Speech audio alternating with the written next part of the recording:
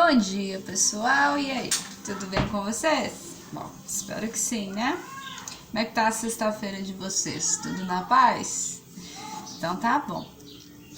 Então, o evangelho de hoje, né, nós já vamos iniciar aí. Já deixe o seu like bem no início, porque senão você acaba se esquecendo, se deixar pro final, né, para que o YouTube divulgue mais esse nosso vídeo. Vocês me desculpem aí o lugar, gente, porque meu celular, para variar, ele está na carga, né? Então, tem que ser aqui na cozinha hoje. O evangelho é Mateus, capítulo 13, versículos de 18 ao 23. Que vai dizer assim, é a continuação da parábola do semeador. Lembra que quarta-feira a gente meditou, né, a palavra do semeador? Então vai continuar. Ouve, pois, o sentido da parábola do semeador. Quando o homem ouve a palavra do reino e não a entende, o maligno vem e arranca o que foi semeado do seu coração. Este é aquele que recebeu a semente à beira do caminho. O solo pedregoso em que ela caiu é aquele que acolhe com alegria a palavra ouvida, mas não tem raízes, é inconstante. Sobrevindo uma tribulação ou uma perseguição por causa da palavra, logo encontra uma ocasião de queda. O terreno que recebeu a semente entre os espinhos representa aquele que ouviu bem a palavra, mas nele os cuidados do mundo e a sedução das riquezas a sufocam e a tornam infrutuosa. A terra boa semeada é aquele que ouve a palavra e a compreende, e produz frutos 100 por 1, 60 por 1 e 30 por 1. Palavra da salvação, glória a vós, Senhor. Bom, a gente meditou, né, outro dia, já quarta-feira, sobre esse evangelho do semeador. Eu coloquei para vocês aquilo que eu entendo, né, sobre cada semente aqui, né, a semente que caiu à beira do caminho, a que caiu no terreno pedregoso e a que caiu entre os espinhos e também a que caiu, né, na terra boa. Então hoje eu vou analisar mais um pouquinho com vocês, assim, vou meditar mais sobre a que caiu na terra boa. Por quê? O objetivo nosso, né, o meu objetivo é que o meu coração seja uma terra boa, e eu acredito que o seu objetivo também seja, né? É muito evidente isso, ninguém de nós quer ser um terreno infrutífero.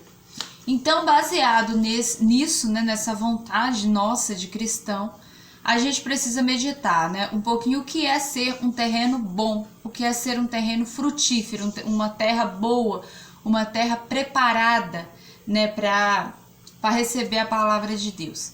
Bom, é uma pessoa que não peca? Um terreno bom, uma pessoa que tem um coração bom, é uma pessoa que não peca? De forma alguma, né? Porque se for assim, nenhum de nós, ninguém, né, nem mesmo os santos, porque os santos, né, foram terrenos bons, porém, eles tinham pecados, eles tinham falhas, assim como eu, como você tem. Então, assim, essa terra boa não é uma coisa que eu já nasço com ela, que a pessoa já nasce santa, já nasce preservada do pecado. Não, é aquela pessoa que sabe lutar contra o pecado, que sabe vencer o pecado, que sabe os caminhos para vencer, sabe? Então, assim, uma pessoa que é terreno bom, que a gente fala, é aquela pessoa que tem propósito, sabe? Por mais que tenha ali um vício, por mais que tenha ali um pecado que não consiga vencer, por mais que seja venial, mas é aquela pessoa que não se conforma, é aquela pessoa que não se acomoda, tipo assim, sou pecadora mesmo e eu não tô nem aí, e deixa a vida passar, eu não vou mudar nunca, sabe? Não, o terreno bom é aquela pessoa que tá sempre tentando mudar, que tá sempre tentando melhorar. Pititinha acabou de chegar aqui. Dá tchau pro pessoal. O terreno bom é aquela pessoa, porque, gente, terra bom, assim, naturalmente, só se for assim, nessa idade. Porque todos nós que somos adultos, nós temos em nós já o pecado. Não tem como. A gente comete pecados, a gente a gente tem que lutar, né, contra ele. Então, assim, sabe aquelas pessoas, muitas vezes, que a gente encontra pelo caminho, né, durante a nossa vida e fala assim, nossa, fulano é tão bom. Só que às vezes a pessoa nem religiosa é, né? Todos nós conhecemos alguém assim, que a gente fala assim, nossa, fulano nem é da igreja e é mais caridoso do que muita gente que eu conheço que está dentro da igreja. Quer dizer, são pessoas que já têm uma índole boa, que já têm um coração bom. Basta ali um empurrãozinho e vai dar muito fruto e vai fazer muita vontade de Deus. Só que às vezes falta mesmo vontade, né? Falta mesmo ensinamento.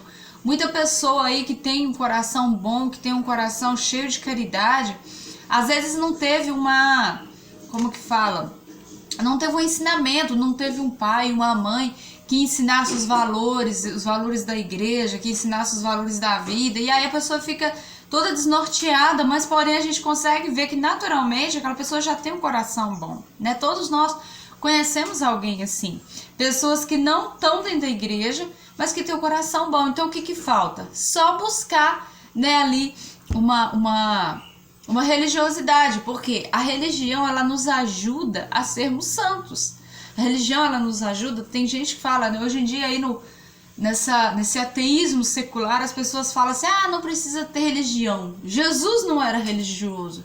Isso é balela. Vocês tomam cuidado com essas palavras, porque a religiosidade, a religião, ela nos ajuda a nos aproximar de Deus, sim, né? Que senão a gente fica sem sentido das coisas. A religião não é que é ela que vai nos salvar, mas ela nos aponta o caminho, entende? Pela religião, eu conheço a palavra de Deus. Não tem como. Se eu não tiver instruída, né, na fé, na religião, eu vou ler a Bíblia, mas eu não vou conseguir entender eu não vou ter uma boa interpretação.